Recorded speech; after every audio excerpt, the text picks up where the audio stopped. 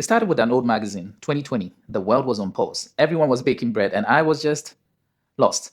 I found it in my cousin's room, one of those classic bodybuilding mags from the 90s. Every page looked like Greek mythology come to life. Herculean men on real conditioning, and something about that just pulled me in. January 9th.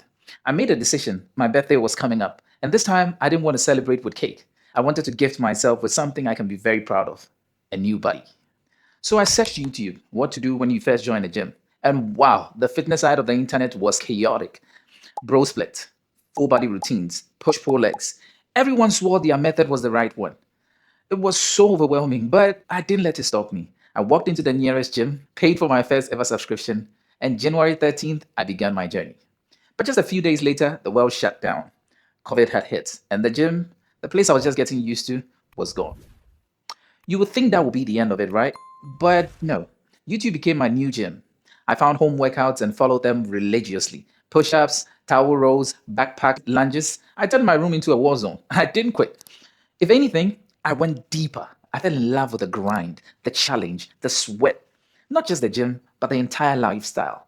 Eventually, the gyms opened again, and I came back stronger, more obsessed, and more determined. I bought my first protein powder, and it felt like a cheat code, like I was finally in the game. I trained smarter, ate better, studied everything that I could, and the results came flooding in. The newbie gains hit hard, and I was building something very real until things slowed. The beginner magic just wore off. My results, they started to stall. And no matter how hard I trained, how clean I ate, I couldn't ignore the truth. I had seen guys growing faster, bigger, and leaner. And I started hearing about the juice. Yeah, trend, test, SARMs, HGH. Quiet whispers that promised transformation. And for a moment, I considered it.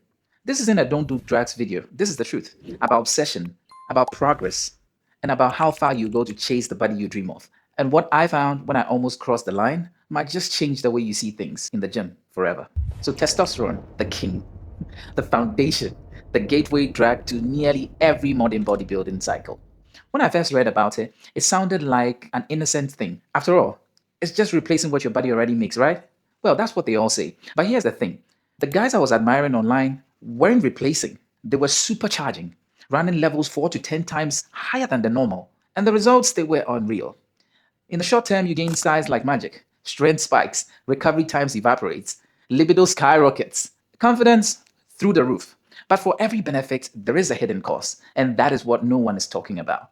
Your natural production shuts down. The pituitary says, "Oh, we've got enough." And then the whole factory shuts down. It never reopens. That's when the cycle becomes the trap.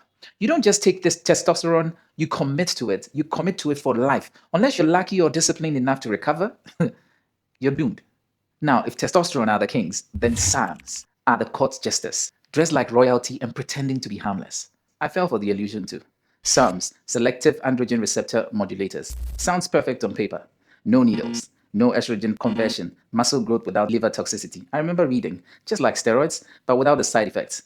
But the truth, these compounds are still experimental. They are being tested on lab rats and not cleared for humans. Yet gym bros are popping them like Skittles. And the side effects? Oh yeah, they're real. Testosterone suppression, mood swings, anxiety and insomnia, liver strain with oral use. And the biggest twist, you can still get gyno from SARMs. Because they mess with your natural hormone balance so bad that your body starts converting whatever little testosterone is in your body. And some studies even suggest that SARMs like RAD 140 could be more anabolic than testosterone, more powerful, but also more unpredictable. Human growth hormones, HGH. Human growth hormone isn't just like steroids, it doesn't explode your muscles overnight. Instead, it whispers, quietly builds, grows everything. Fat melts, especially the stubborn visceral ones around your organs. Skin looks better, sleep improves, injuries heal faster. And the longer you're on it, the more expensive you look, like you were carved out of glossy granite. But there's a darker side. HGH doesn't just grow muscle, it grows everything, including your organs, your heart, your intestines, your skull. That's why some of the top pros have bloated stomachs despite 4% body fat. It's not fat, it's growth. And plus, it's expensive. Most people using it are either elite or lying, and the moment you stop, the effects reverse like a sandcastle in a storm. Peptides. Peptides were part of the rabbit hole I almost didn't crawl out of. BPC 157, TB 500, CJC 1295, and ipamorelin. They're not steroids, they're not hormones, they're signals. BP 157 was called the Wolverine drug. Supposedly heals tendons, ligaments, ulcers, and even brain damage. TB500 was for muscular recovery used in horse races, and CJC and ipamorelin, they stimulate your own GH release. The appeal was insane. Tiny doses, no injections into the muscle, just under the skin, minimal side effects. But the truth, no regulation, no quality control. One vial might be legit, the next, you could be injecting nothing or worse. Peptides might be the future of recovery and fat loss, but right now, they're roulette in a syringe.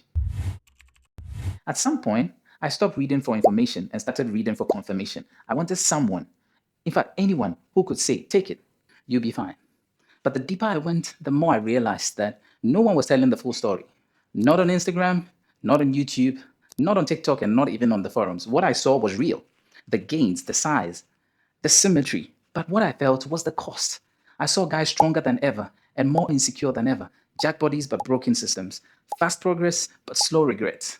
I had to ask myself the hardest question. Why did I start this? I didn't start lifting to be admired.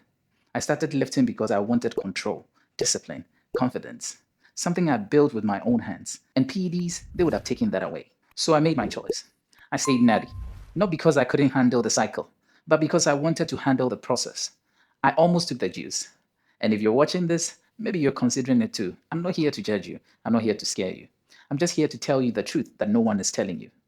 PEDs work. They really do. But they change you, not just your body, but your mindset, your hormones, your goals, your identity. So before you pin that needle or pop that pill, ask yourself, am I chasing greatness or am I running from patience? Well, in conclusion, if this hit you in any way, drop a comment under there. Tell me your story, subscribe, like, and hit the bell icon. I'm building a community where the truth comes before the trend. And if you haven't seen my full breakdown on how to train and grow naturally without shortcuts, please check the playlist up there.